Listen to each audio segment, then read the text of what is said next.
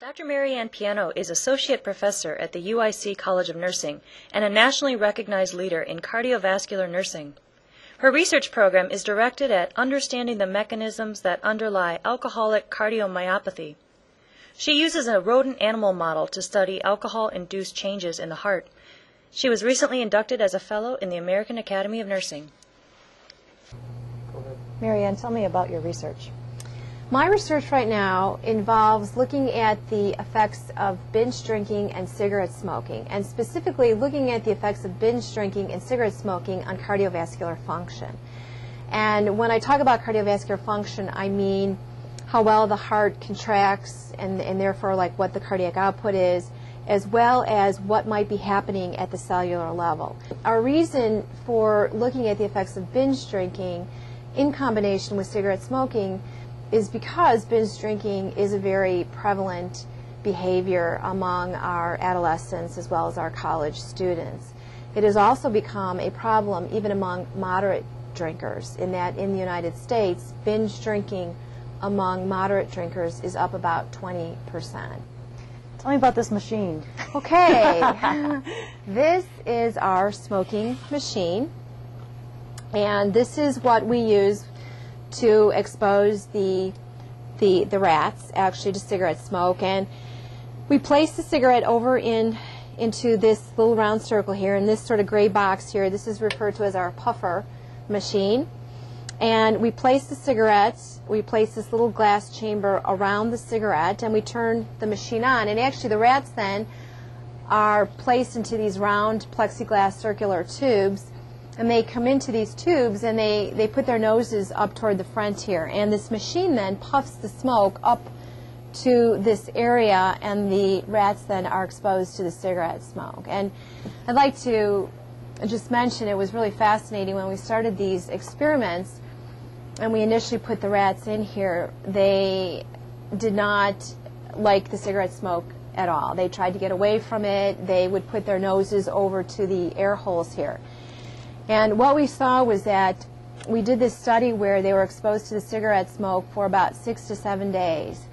And by the 7th day, actually somewhere between the 5th and the 7th day, the rats were, as soon as we took them out of their cage, they were running into these plexiglass chambers and getting their noses aligned up here to get their puff of cigarette smoke or nicotine. And it just demonstrated to us how addictive nicotine is. And nicotine is the component in the cigarette smoke which is responsible for the addiction.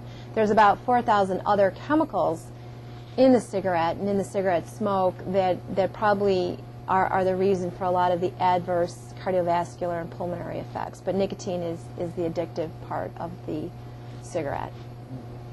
How does your research affect your teaching in the classroom here at UIC? Well, I think very much because of my research that I am able to really provide them with very current research and data related to not only alcohol but other cardiovascular problems. And I think it's really helped me be able to link for the students the importance of really having a very sort of solid knowledge foundation in the basic sciences or the physiologic sciences, and helping them link that to the clinical world or various clinical situations, and really helping them understand that in order to provide good nursing care, it does take a person to have knowledge in several different areas of science. And so that it has been very helpful, I think, in that way. Tell me about working with younger students. Well, when you say other students, that has been both high school students and students in the elementary schools. And what we have done there is we've had a lot of fun at various times throughout the year.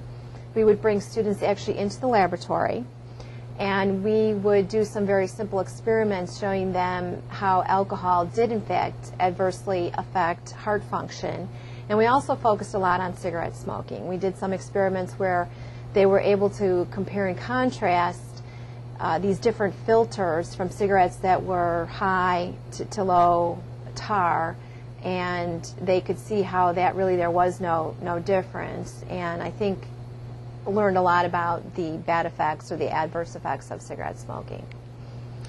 How does your work broaden the public concept of nursing? Well, I think in my situation, many people, I think I could state that overall, I think the public is not aware that there are a lot of nurses who are very actively engaged in research.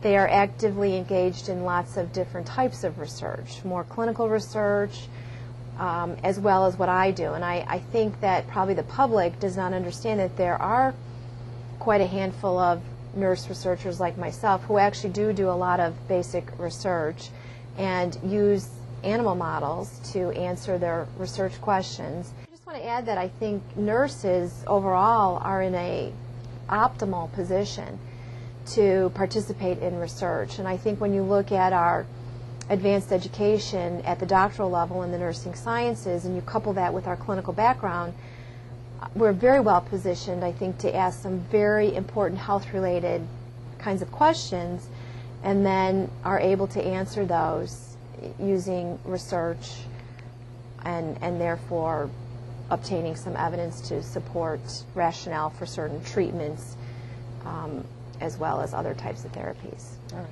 Just one last question.